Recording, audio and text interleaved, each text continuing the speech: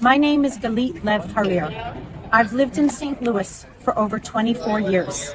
A few weeks ago, my husband and I came to Israel for what we thought would be a fun vacation and to spend some quality time with our family. Our son is studying here in college, and my husband has 3 brothers and 2 sisters who live here. One of his brothers has a son named Ron, who spent a summer with us in St. Louis and attended Camp Ben Frankel.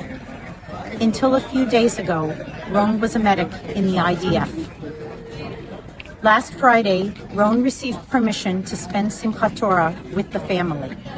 We had a wonderful Shabbat dinner together with all of the family, everyone laughing and enjoying themselves. The next morning, we got up and went to synagogue. However, Ron and his father didn't come to synagogue.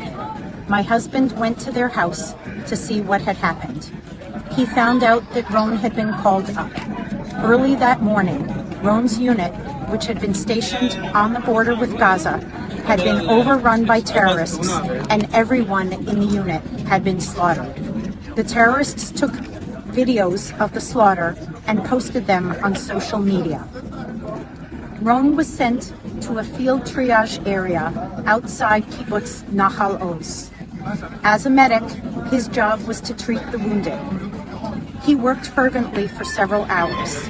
Then the commander asked for volunteers to go into the kibbutz to help evacuate people who were injured.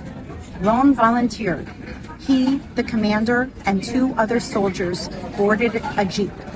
On their way, the jeep was hit by an anti-tank missile, which grazed the right side of Ron's body, tearing off his arm and killing the driver. The other soldiers put a tourniquet on Ron, but they were unable to evacuate him because they were under heavy fire. Several hours went by. Then, after nightfall, using their night vision glasses, the other soldiers evacuated Ron and took him to a place where he could be airlifted to a hospital. We are now at Soroka Medical Center. Ron is in intensive care and he is in stable condition. The doctors and hospital staff are working round the clock to treat all of the wounded. There are many volunteers everywhere, handing out food, drinks, and blankets to the families of the wounded. The Army has engaged a nearby hotel so that families have someplace to go and shower and get a few hours of rest. At a time like this, all of Am Yisrael is united. We are thankful that Ron is alive.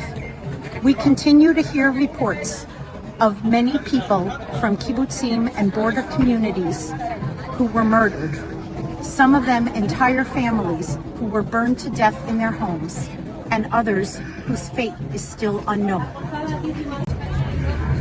I urge all of you in St. Louis to please tell people what is happening here. We need your support at this critical time.